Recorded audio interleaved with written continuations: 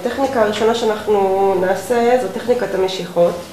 לצורך הטכניקה אנחנו צריכות לבחור את כל הצבעים, שילובי צבעים מראש. זאת אומרת את הרקע של את בסיס הציפורן, את כל הצבעים שאנחנו רוצות לעשות איתם משיכות, שזה לק מזרק, תמיסה לניקוי מכחולים ומכחול ליינר. אני מתחילה במריחה של שכבה ראשונה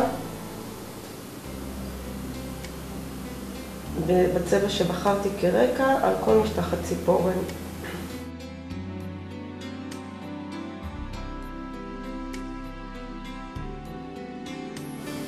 מריחה נדיבה מאוד מאוד חשוב, בכדי שהמשיכה תצא כמו שצריך, לשים שכבה נדיבה. מרחנו שכבה ראשונה, אנחנו ממתינות כמה שניות ומורחות השכבה השנייה בכמות נדיבה, זה מאוד מאוד חשוב.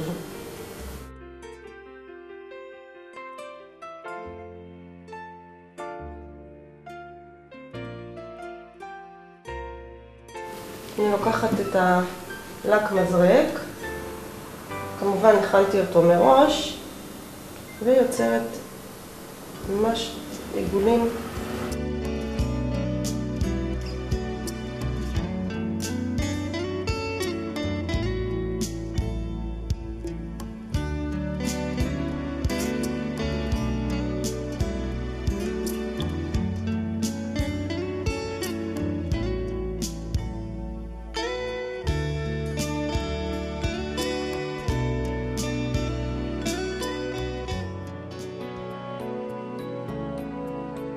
מבחינת האפשרויות, אין סוף אפשרויות לשילובי צבעים, אפשר לעשות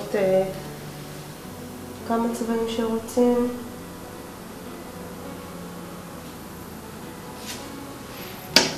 טובלת את הליינר בתמיסה ניקוי מכחולים, דופקת ממש מעט על מטלית,